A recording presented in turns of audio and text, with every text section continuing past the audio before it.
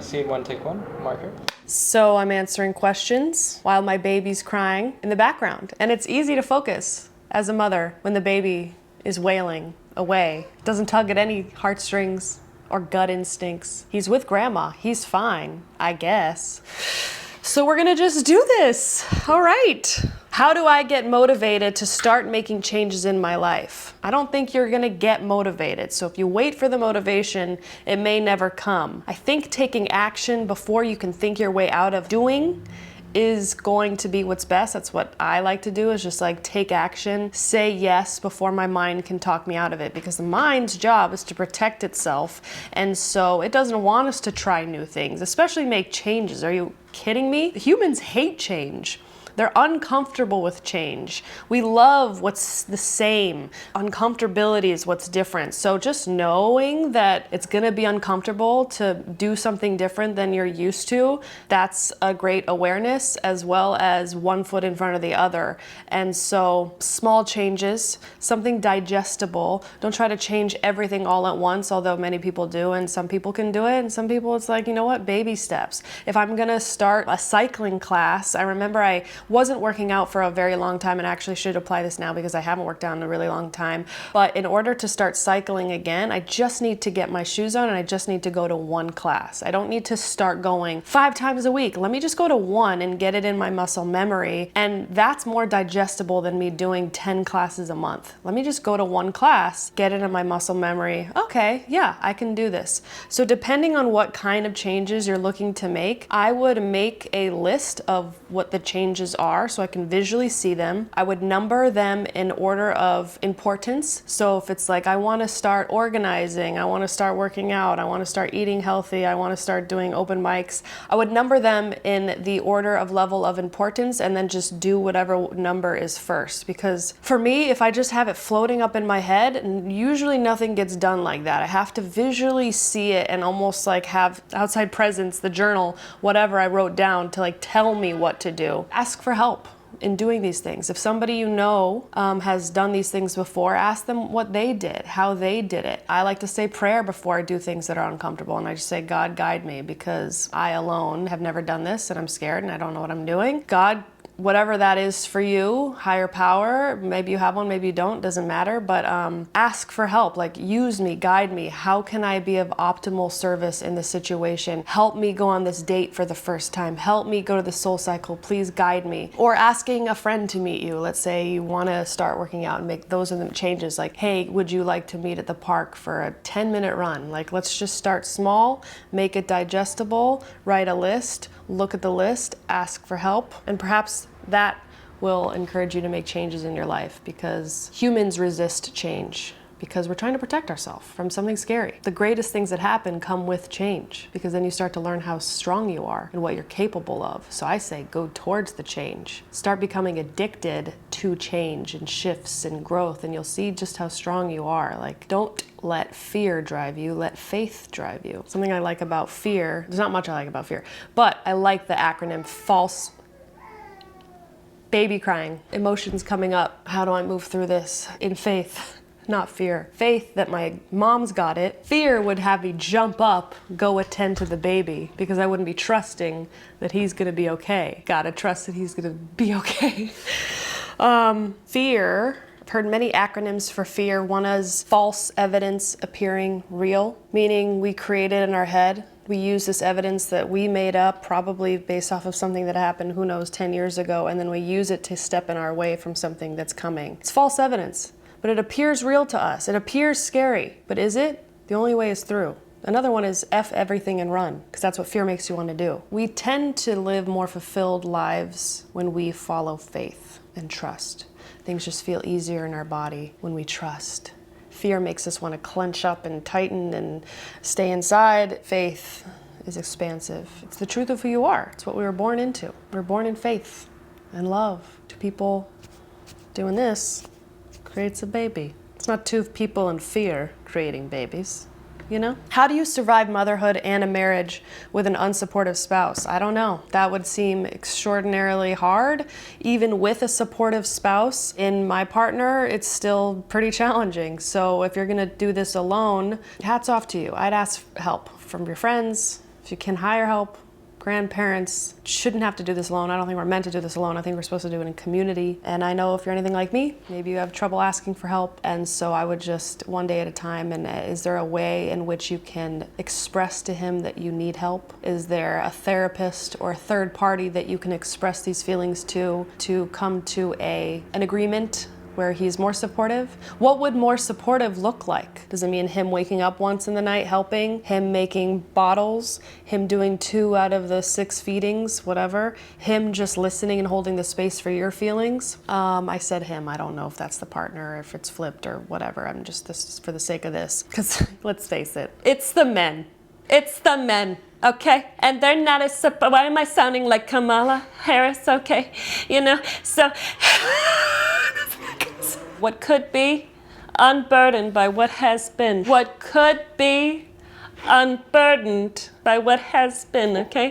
You're gonna wanna have a supportive partner who is, I'm speaking, okay? That's the only thing I know that she says. That's a very important thing to know. Do not have a baby unless you're sure, unless you have a supportive partner, because I cannot imagine having, I mean, obviously not everybody always has a choice, and you have to be, if you have a choice and you can get clear, make sure you have somebody that you know is gonna meet you halfway and be able to carry half of the load, because it is no joke being a parent. It's literally gets real fast. A couple things that people have told me that have really helped me is my only job is to just love him where he's at, and rather than thinking things need to be different, like, oh, he's not sleeping this many hours and their baby's sleeping this many hours, or he's needing more food more often, or he's sleeping here and he's doing that. He should be. There's no should. Let's not should all over ourselves. He's just where he's at. And may I just love him where he's at. I mean, man, I would have loved if anyone would have done that with me, rather than making me feel like I was too much by being like, you shouldn't be crying, it's just too much. So then I grew up feeling like I was just too much. So what did I do? I shut down. I got quiet. I stopped telling my thoughts out loud, because I just felt like my energy was too much and it was off-putting because of whatever way I was raised by great parents. I don't even know if it's their fault. I don't know when this came about, but at some point, I created a story that I'm too much, and I started turning down for what? I started turning inward and developed some autoimmune disorders. And so now my practice is to express with trust and change the narrative of I'm just as I am, and I'm enough because I exist. Because I'm above ground and I'm living and I have a heart that's beating, I'm enough. And that's the decision I had to make. I couldn't look for anyone to give me that approval and tell me, because people tell me all the time. I mean, every comment is so kind. You think that makes me feel enough? No. It's an inside job. I have to be the one to create whatever narrative that is going to make me feel worthy, good, lovable. So I have to constantly, in my mind, combat that voice that says I'm not good enough, and say I am good enough. I love and approve of myself. I am safe. I am here. I love and approve of my body. Like, I've had to unwire a lot of bad programming that I picked up from parents, family, friends, TV. Like, we are all so connected and we are all so impressionable, and what we watch is most important, and what we take in literally determines how we talk to ourselves. That's why they call it television. You're telling a vision, programming, because you're programming. And if you're just like mindlessly scrolling, which we do online, we're taking in a lot of information. And are we protecting ourselves? Are we looking at each video going, yes, I agree, I will take on this good thing. Ooh, that's toxic, I'm not gonna take that on. What do you mean? We only have so much power as humans. We have to be really careful with what we take in and the information we take in. And I'm a woman, and I grew up in high school where a lot of women were not kind to themselves, and eating disorders were being passed around, and alcoholism, and people, wanting to fit in, and the isms reaching and trying to fill that God-sized hole with food or whatever. And if I'm not secure with myself, and I don't know how to regulate my nervous system, I'm probably going to reach for something to make me feel safe in the world. And the truth is I am safe in the world. We are safe in the world. We just have to tell ourselves that we're safe in the world, and breathe and find different techniques to make us feel better, rather than that thing, that substance, which is a quick, easy fix, but has long-term effects. We want quality, not quantity. And as an impulsive Libra, that's taken me many years to learn, and I'm still learning, especially being a new mom, how to have patience and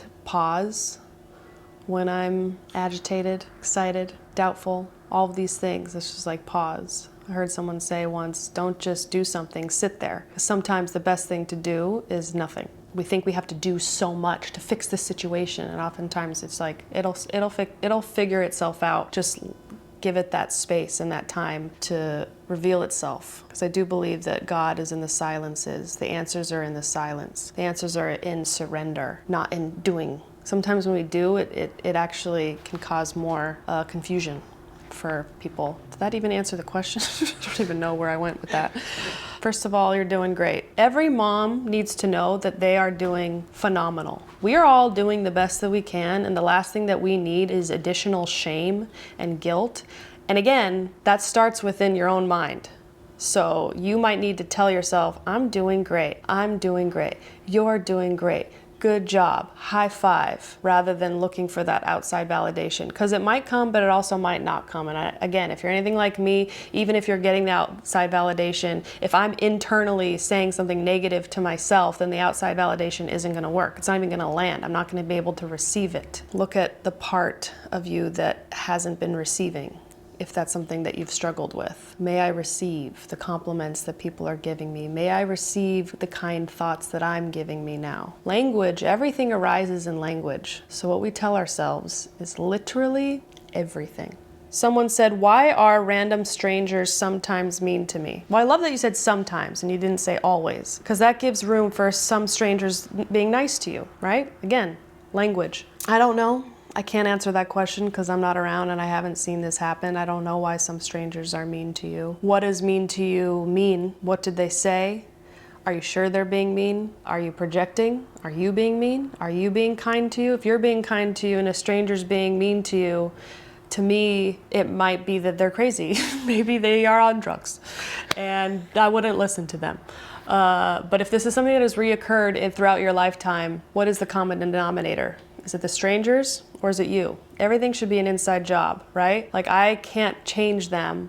I can change my perception of them. And perhaps there's something I'm doing that's calling this in that I need to look at. I don't know. Are you being mean to yourself? That's the number one question I would ask. How kind are you being to yourself? Because I find the kinder I am, somehow the kinder I am to other people, and then they're kinder back to me. What we give is what we get.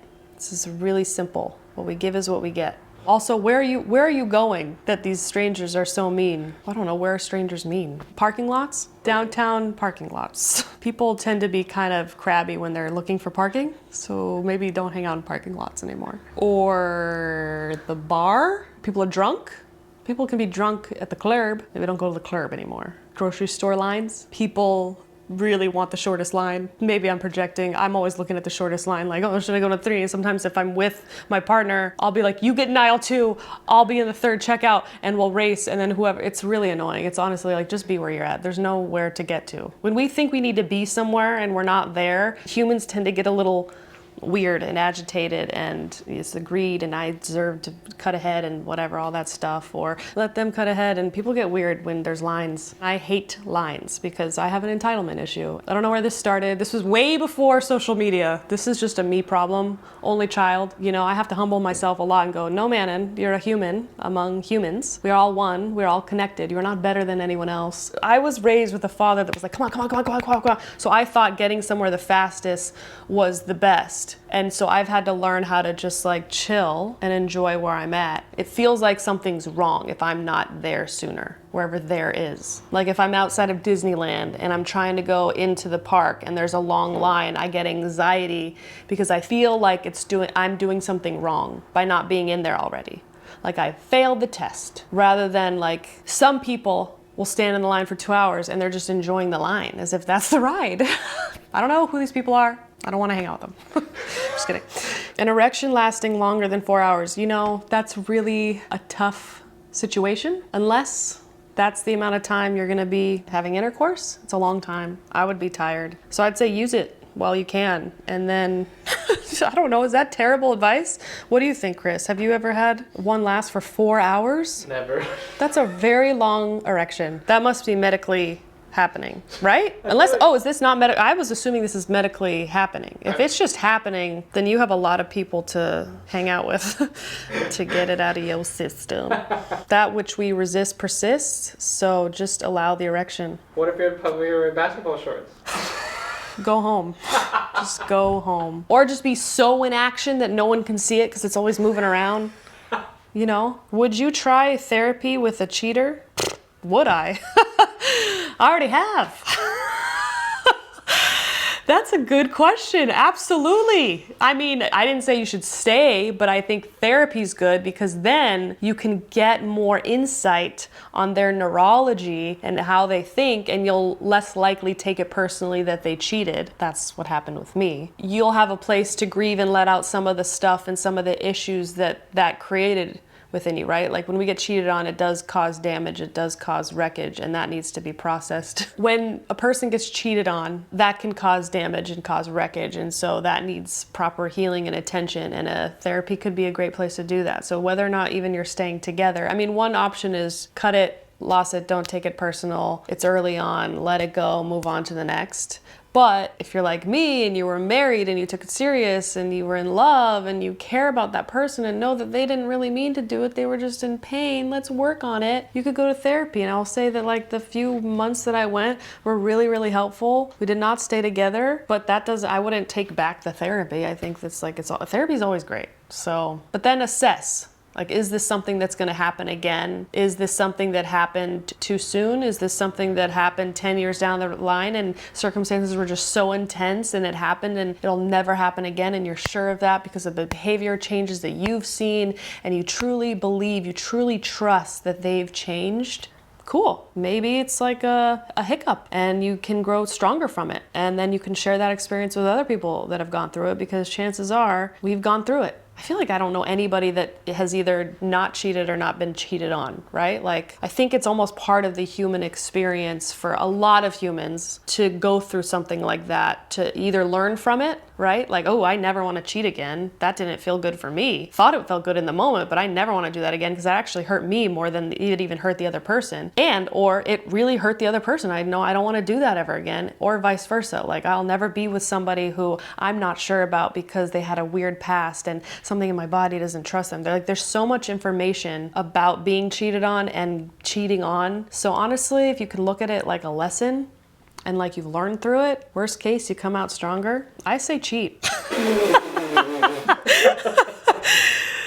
No, don't cheat. Because when you cheat yourself. You're risking losing the relationship if you're gonna cheat on that person. And people that do it probably don't think that that person's gonna leave, or they're not thinking far ahead. They're thinking in the moment. They're caught in the moment. They either don't know how to say no, or they just wanna feel good in the moment, or whatever it is. But they're not thinking till the next day of how they're gonna feel. Just like an alcoholic who's drinking to oblivion. They're not thinking ahead, thinking of the next day like, oh, I'm gonna feel like shit. I'm gonna feel so much shame, right? If we can zoom out and start seeing, how will I feel tomorrow? How will I really feel tomorrow? How will I feel a week from now? How will I feel a month from now having lost the love of my life? They wouldn't do it in that moment, I don't think. Some people don't have the ability to zoom out like some people do, other people do. It's like a learned skill. You're cheating yourself if you're cheating, because then you have to live with you, and that's tough. There's a lot of forgiveness that has to come up. You have to really trust that you'll never do it again, and that's fine, and that's a good journey to go on. You're not just hurting them, you're hurting yourself. That's a big, big, big one. Were you this fun as a kid, or did it take adulthood to find your confidence? Love your energy. Aw, that's nice. I think I was absolutely this fun as a kid, and then I think I lost it when I moved at 11 and went to a new school and didn't know anybody. And then I had to regain the confidence after growing up and trying. I honestly think my biggest journey was just trying to get back to being a kid again. There was a portion of time, and this usually can happen in people's adolescent when they're going through puberty, is wanting to fit in rather than wanting to like be free and expressive. I don't know. I think when we're kids, like you think of a 6-year-old, they're like running and they're like da da da, and they're not thinking about how they occur to their peers yet. And then middle school happens, and I've talked to many people about this, and they say like that was the worst time. It's because we don't know. We're going through so many physical changes. We just want to be liked. We just want to fit in. We just want to have friends. And sometimes we don't pick the best friends. Sometimes we don't know how to be, and it hurts and it's painful. And that's when a lot of the internal negative stories get created. My journey into an adult is trying to let those go, drop those, create new stories that are supportive so that I can be the confident, arms wide out kid again who just is spreading love and laughter. Thank you for the compliment. Do you have issues? Yes. Do you have issues with men sexualizing breastfeeding? I haven't really thought about it. Johnny kind of jokes about it, but I kind of go with the joke. So I haven't really experienced it yet in person with myself, but I'm also not looking for it. So whether it's happening or not, I'm not aware of it. I'm in denial. But I also like hide it a little bit when I'm out in public. I find that if a guy looks, he quickly looks away. So it's just not something I really want to spend my time thinking about men sexualizing breastfeeding. I'm sure they do. How could they not? So it's such a fine line, right? Like men are taught, like, first of all, it starts on the boob. How could we not just be so enthralled and amazed by this function of breastfeeding? And if men sexualize breastfeeding, I don't fault them. Who cares? Let them do it, just as long as they don't come near me. So no, I have no issue with it. Keep it up. Just don't get in the women's faces and don't let them know about it. Is that so wrong? Is that a terrible advice? Keep it up? What am I talking about? Yes, I have an issue with it. They should all stop. Stop with the sexualizing. What? I can't tell a man not to be a man. Okay. You have issues with men being sexual? Yes. Could you stop? No, I can't. Just as long as they're not hurting anybody and they're not physically getting into other people's business. I don't know. Like, I don't want to make them wrong for being who they are. Like, we're all animals here. Johnny, I'm in the middle of filming. Oh, I was checking how everything's going. All right, cool. I'm grabbing food and then I'll be there. Okay, bye.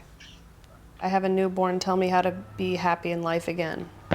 I don't know. What did you do before that made you happy? Because I think we need to keep doing those things, even if it's a little bit here and a little bit there. A lot of people will say, like, I have depression or I'm so sad. And I'm like, okay, make a list of the things that bring you joy. Are you doing any of those things? Like, if I'm not dancing, if I'm not making a video, if I'm not singing or crying, being moved to tears, laughing during the day, then I'm going to have a pretty shitty day, and I'm going to string those days together. It's going to cause my temperament to be depressed. So I have to actively do things that bring me joy.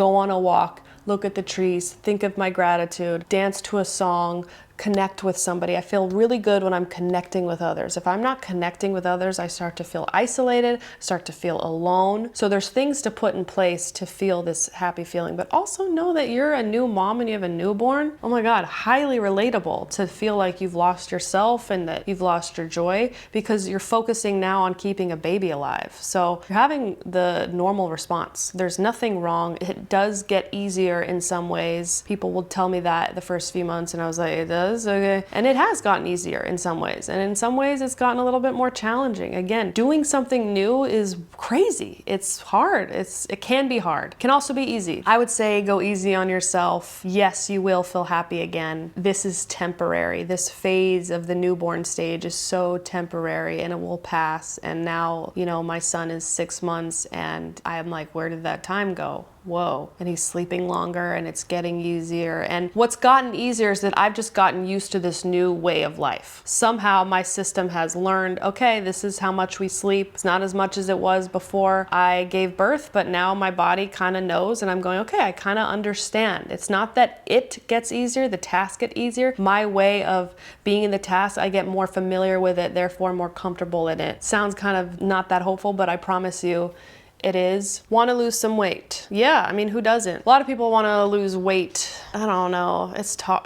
No, it's not hard. It's easy. Are you moving your body? Are you taking what kind of foods you eating? If it's processed, I'd cut that out as much as you can. Eating whole foods, being kind to your body. If you want to drop weight, I would say just breastfeed, even if you're not with child, because it burns 500 calories and then you can skip the gym.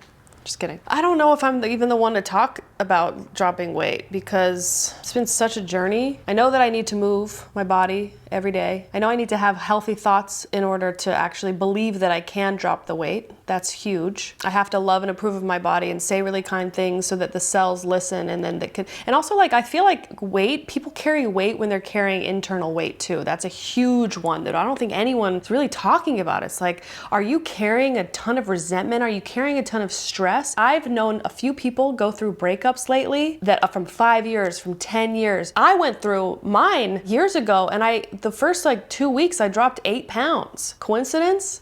No, I was carrying the weight of the relationship. Are you carrying something in your life that, man, if it were to just go away, would your body then reflect the emotional weight that you might be carrying? Just a thought. Maybe journal about it. Maybe get honest with one person about this weight that you've been carrying. Like, man, I really don't want to be in this relationship anymore and I don't know how to get out of it. Or man, I have this friend and every time I talk to them, I just feel like I'm carrying their issues, and maybe you need to take space from their friend, or maybe I'm working a job that just like isn't reflective of what I really want to be doing and I'm carrying the weight of everybody's issues there. Like, I do think that there's something to be said about emotional weight reflecting in physical weight as well. Then of course there's the hormone balancing and thyroid and adrenals and liver and the actual, what are you eating and what are you excreting. Maybe take a colonic, a really healthy, natural colonic to like get some, apparently we're all carrying like 5 to 20 pounds of shit in our body and that needs to come out. Are you full of shit? Stop being full of shit and get real and relax and let it go. Just let it go. Let it out. You don't need to hold on to it. It's only hurting you. So that's something.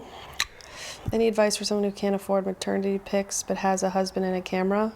I think you explained it yourself. If your husband has a camera, you ask a friend who you think has a good eye. You get dressed up, you organize a time, cute location at a park, sandy beach, and have your friend just take some photos of you and make sure the lighting is on you. The sun should always be on you. You should always be in front of a window. Make sure that you're framed nicely, not headroom. A lot of these people give so much headroom and you're like, why is my head in the corner of the, so make sure you get someone that has the gist of how to take a photo. And because we have phones, you can take 1,000 of them and you only really need like 3. And he has a camera, so that's cool. Someone said, do you have a jawline filler? You seem beautiful. Seem? First of all, I have no thing in my face because I had a pregnancy and I gave birth and I'm breastfeeding. So I can't do anything to my face. I would love to because I feel like I have lines galore. And I think it must be from the photo that you asked the question because I kind of went like this. But I'm gonna just screenshot this because it's funny. And if somebody thinks that's nice. But will I receive it? We'll see. How do you find the drive to get up every day and live? The baby. I know that I've lived this long, so if I've made it through all of this already, chances are I'll make it again. I have to think of something other than myself sometimes, because if I just think about myself, then I just think about my own problems. And so sometimes it's helpful to find somebody that is struggling more than you and asking them how they're doing and just listening. Because I often think when we think we're the only ones going through it, that can make things worse. But I find if I'm thinking about, well, what's going on with somebody else? Do they need help? And I can get outside of myself and be of service, that is a surefire way to start feeling better. That could mean community service. That can mean starting asking your friends before you say anything, how are you? Tell me more. I was just on the phone earlier with a girlfriend and she was going through something. And by the end of the conversation, we were just both laughing. And I felt like I did something nice because she was really going through it. And then she felt better and I felt better. And I was like, oh, now I feel connected. I feel like I was useful. We want to feel useful. I think when we're not feeling useful, that's when stuff gets not great. I think especially in America, there's a lot of like greed and I need more and I need excess and I need to be okay. And it's just very I. It's like, no, we are pack animals. We are supposed to be doing this together. We are a we. And there's like all these divisions and like me and separateness and social media and my channel and me. And it's like, that's never gonna actually feel as good as we. Collaboration. How can I help you? If I'm thinking about how I can help you, I'm not thinking about me and what's missing in my life, because we can easily go into lack mentality. And that is when we start honestly feeling pretty shitty and then start reaching for the things that people get addicted to. Ask yourself, who can I help today? Who can I help today? Something small. Today is one day I'm gonna give somebody a compliment. And make it come from a real place. Don't just make something up. Find something that you actually like about the person so that it can come from an authentic place. Give some eye contact and say that nice thing and see what happens. Even if it's just a smile.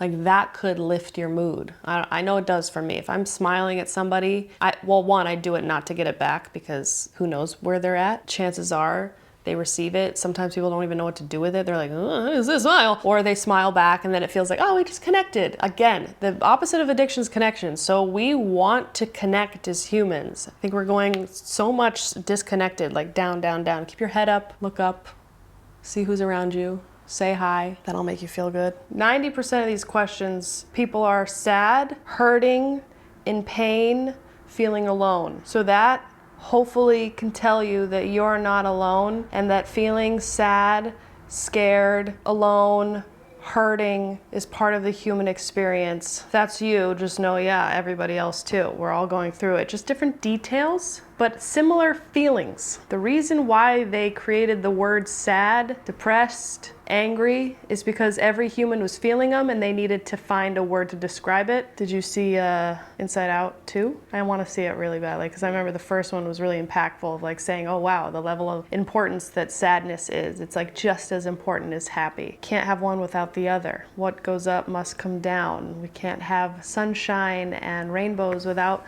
water. And may we not judge the emotional state we're in and labeling it as bad. What if feeling sad was labeled as good? Oh, good, you're sad. What would the world be like if we were like, I'm angry, great. That's what Johnny does with me. If I get angry, he goes, yeah, more. And I'm like, this is a new response. I used to, if I get angry, people were like, ooh, ooh, ooh, ooh. In fact, I would do that to my own anger. I'd be in the car, I will not get angry. I'm much more comfortable in sadness for some reason. And I remember just one time I just couldn't take it anymore. And I was in the car and I just like screamed and I scared myself. And then I was like, ugh.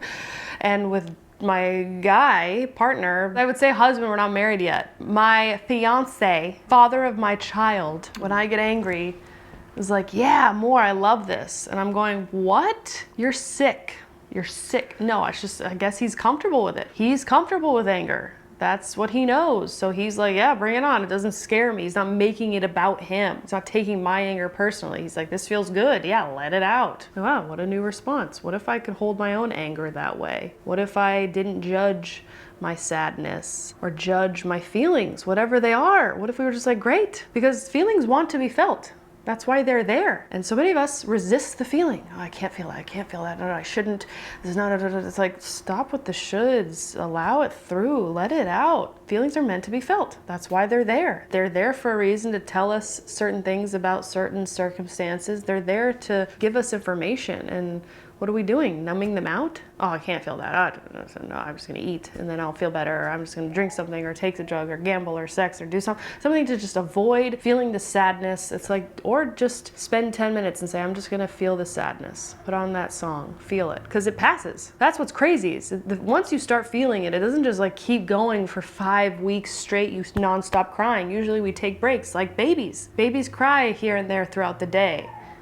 What if we just treated ourselves like those babies and said, okay, let it out? I mean, some people tell their kid, like, oh, we gotta stop them from crying. This is something I'm going through right now. It's like, oh my God, he's crying. Even right now, as I'm thinking about it, maybe I should just like let him cry a little bit and just like witness him and just hold him. You know, maybe it's not the worst thing in the world to let him cry, although it feels like it in my body. Breaks my heart. How to swallow a pill or a bunch of pills at the same time, I just can't. Think about something other than what you're doing. If you're focusing on, oh my God, these pills, and make them in your mind as you're doing it, make them so small and just picture drinking water with no pills. Like picture something else, picture a beach. Oh my God, even when I'm feeding River, sometimes I have to like do this weird thing with my hands in front of him so he's distracted, so he drinks while distracted. Don't visualize the pills. Visualize, just imagine you're just drinking water. Imagine you're just on a beach doing something else. Maybe watch TV and be distracted. I kind of also do that when I'm getting like a shot or giving blood. I just picture being on an island thinking about waves crashing, and then I'm like, okay, I can do it. But if I'm focusing on what they're doing and it's hurting and oh my God, the blood, it's like, forget it. Can't do that. Whatever you focus on increases. So focus on the good and the relaxing state so that you can get through that hard thing. Talking about politics with people who don't agree with you. It's a good question for these days. You could avoid it, just not do it. We're giving it so much attention. I know some of it's deserved and we need to make some decisions and we need to really if someone feels passionate about something and you're open and you want to learn more and be more educated about this side or that side, great, just know what you're getting into. Know the possibility, maybe put a boundary on it. Okay, we're gonna talk about it for 10 minutes. And if I get really activated to the point where it's so stressed out and it's really not making me feel good, I'm just gonna say, let's not talk about something that we disagree on and talk about something we do agree on so we can get back to the connection that we intend to feel with each other. And can we still disagree kindly? Is there a way to disagree kindly? What if you were open to seeing how the other person was right rather than, oh, it's what's most important is that I'm right and that I'm just trying to prove my point. Again, that's a narrative of I'm telling myself that I'm open to their perspective. If you're not open to their perspective and you just want to be right, I don't know if talking about politics is the best way to do that, because generally the people that are voting the way that they're voting or believe what they believe is what's best. So it's like, I think about that too. I'm like, oh wow, the left side or the right side or the middle side. It's like the people that believe what they believe that that's what is the best choice. That's the best choice for humans. And oftentimes it's like you're thinking the other side is like against humanity. It's like, no, they think that that's the right side. So it's like, man, if we all found a common thing, a lot of us want the same thing. How to move on with my ex-girlfriend who broke up with me and I know it was my fault. Have you apologized to her and truly apologized? Like, know where you were wrong. Have you admitted I was wrong? Said those words. I was wrong. That wasn't right. What can I do to make things right, whether we stay together or not stay together? I think a lot of people just say, I'm sorry, but then they continue doing the behavior. It's really good to take accountability, to know where we were wrong, to admit it to them, allow them to express whatever they need to express. Maybe there's more that she wants to get out and let go of, especially if you're saying you know that it's your fault. Have you admitted that to her? Have you given her the space to express her full feminine heart? She probably has so many feelings about things that went down. But if the question is, how do you move on? The question would be to make sure you amend it. Make sure that you've cleaned your side of the street, amended it, apologize to yourself, to the parts where you let yourself down. And then if you're actually trying to move on, taking space from having any contact with that person, meaning don't look at pictures, don't look at their text messages, don't look at their stories on social media. Really actually get space so that you can allow your brain to get out of that habitual loop of having them in your daily life. That is really most important, because if we keep seeing the same thing and getting activated, we're not actually giving ourselves a chance to relax and find new ways of being in the world and happiness and joy and perhaps down the line another relationship. And it could be really useful to look at where the relationship went wrong, because we don't want to repeat that, right, for the next relationship. So is it a case of which, man, I wasn't really listening to her. Okay, how can I practice being a better listener to those people in my life now so that when that next person comes along, I don't repeat that pattern? Or what other pattern is something that has come up in your relationships? Perhaps I didn't respond to her texts. Now how can I be more responsive to people and give them the love so that they don't have to question my love? Perhaps I was possessive. Perhaps I was jealous in places that I didn't need to be. How can I practice being more secure with myself so that I'm not being jealous at every other person? Because a lot of times I find jealousy comes from a lack of sense of security. If a person's very secure and knows who they are, they're not going to be thinking that everybody's a threat, because they're going to just be like, I'm amazing. I know I'm amazing. So if she's looking over there, he's looking over there, it doesn't matter, because she's got me and I'm amazing, or whatever. And so if you can keep working on your security and your purpose in the world and focusing on your lane and how you can take care of yourself, we're often focusing on what other people are doing, what are they doing, and then it determines our inner state, when it's like, no, what am I doing to take care of myself? It's so easy to point the finger at what they're doing wrong, when really it's like, well, what am I doing? Why am I insecure? Is that really her fault that I don't feel good enough? I can wait and hopefully she makes me feel good enough and gives me all of her time. And how can I give myself the time? How can I feel good enough with myself so that I can bring her and offer her something rather than waiting for her to offer me security about myself? Because listen, I don't want to rob her of her freedom and say that she can't talk to these guys and have any friendships and possess her. That's not how I found her. I found her in her beauty and flirting with the world and being alive and seeing the magic. I don't want to take that away. I don't want to cage her up. It's not who you are. It's not who you are. You are somebody that trusts and fell in love with this person who was in love with life. Let them be in love with life, because eventually you will resent yourself for getting in the way of their magic. And I don't think that's who we are. It's not what we're meant to be. So keep finding your own magic and focusing on yourself. And yeah. Comma placement before or after but confuses me. I get it, but I'm not going to answer that question because it wasn't a question. But was it? But was it? I always wondered what a Valley girl would sound like rapping. Would they vocal fry through it? Like, this is the vocal fry or whatever. I've created a monster because nobody wants to see Marshall no more. They want shady. I'm chopped liver. Well, if you want shady, this is what I'll give you. A little widow weed mixed with some hard liquor, some vodka that'll jumpstart your heart quicker than a shock when you get shocked at the hospital by the doctor. Well, I'm not cooperating because he's rocking the table while he's operating. Yay, waited this long to stop evading because I'm bagging on the rag and ovulating. I know that you got a job, Miss Cheney, but your husband's heart problem's complicated, so the FCC won't let me be or let me be me, so let me see. They try to shut me down on MTV, but it feels so empty without me, so come on, dip, rub on your lip, fuck that, rub on Fuck, wait, what is it? Something dirty. This looks like a job for me, so everybody just follow me. It's a little controversy because it feels so empty. Empty without me. This looks like a job for me, so everybody just, well, that's, of course, anytime I think of rap, that's what I do. Little hellions. No, wait. Just get a tasket. I will tip for tat with anybody who's talking this shit, that shit, Chris Kirkpatrick, you could get your ass kicked. You don't know me. You're too old. Let go. What's over? Nobody listen to techno. Let's go. I've got a full list full of new insults. I've been dope suspenseful with a pencil ever since Prince turned himself into a symbol. Man, sometimes then it just seems everybody only wants to discuss me. It's just me, just upset. I'm depressed, lost my father this past year. I don't have a purpose. Any advice? Again, the feelings will be temporary, but make sure you feel them. Go right through it. Feel the feelings. Talk to other people that have lost their father or a parent, because they will know how to get through it better than the people that haven't. Don't try to get everybody to understand. Go to the places where you feel understood. Cry as much as you need to. Get angry. Journal. I would say still talk to him. Honestly, that's what I would do, I think.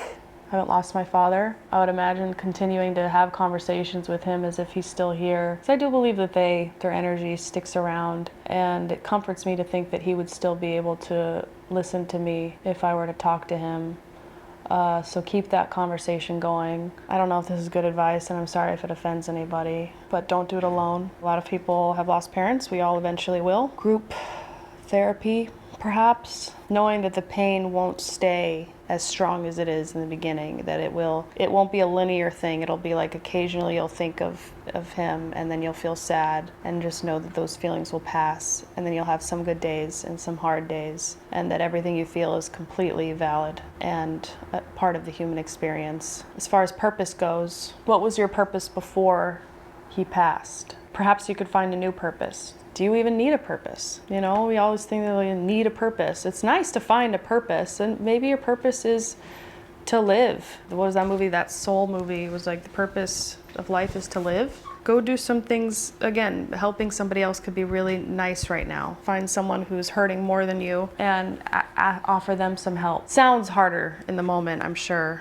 to do that. Volunteering for people that are struggling might get you out of your head. Maybe read a grief book. I'm not sure, there's so many things. I would definitely get outside and get in the sunshine when you have some free moments, because that's what your father would have wanted. Our fathers want us to continue taking care of ourselves. Our fathers want us to have good lives and for us to feel joy. Our fathers just love us, I believe. Even the ones that don't act like it, I do believe that they would have wanted us to feel their love and to continue feeling their love and to not shut down. Even if you had a father or you didn't have a father, or your father was absent, or your father left, they are probably beating themselves up. And I know that even though they may have not been around or have passed, their highest self wants you to live and enjoy your life and feel loved by them. Some people don't know how to express love because they weren't given it by their parents or anybody, and that's not their fault.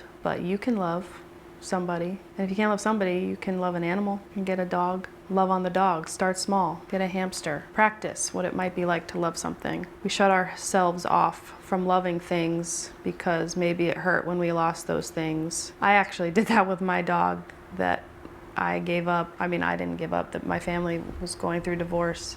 And we had a dog that I got in middle school, and I was feeling that really lonely feeling when I didn't have any friends because I moved. I got a beagle. His name was Tucker, and he meant the world to me, and he felt like my only friend. And then when my parents divorced, they gave up the dog because I was in college, and I never really grieved it until honestly a few years ago. And I realized from that moment on, I shut my heart off to dogs. So like I wouldn't really get excited when I saw dogs, and I was just like, yes, I'm dead inside. And then I got Russell after a divorce, and my heart broke wide open, and I realized, wow, I didn't realize that I closed my heart. So I think a lot of us are walking around with a closed heart and protection, and so what can we do to start slowly opening our heart? Because we are meant to feel love, and it's okay to experience, heartache. That, again, part of the human experience. It sucks, because when you love something so deeply, you're setting yourself up for major, major hurt. But is that a reason not to love? I don't think so. Love is such a beautiful experience, and it's always worth it. We don't think it is in the moment of pain. We go, I'm never doing this again. I'm never gonna put my heart out there. I'm never gonna get another dog. I'm never gonna be in a relationship. I'm never gonna, leave my baby again on a trip because this is just too painful. But what's more painful is not having the love at all and walking around, hardened without love. So I say risk it and keep that heart open. So that's all I'll do for now. I hope that was helpful. I enjoy answering these questions. It makes me feel really connected to you guys and somehow to myself. And I feel honored that you're even giving these questions for me to reflect on. Nothing I said was intended to hurt. So if you're hurt by what I said, that's your problem. No, then that wasn't my intention. It's only to help and to heal and to dissolve tension through laughter. So I hope that's what it did. Thank you for listening, for watching, and I'll see you next time. Mwah.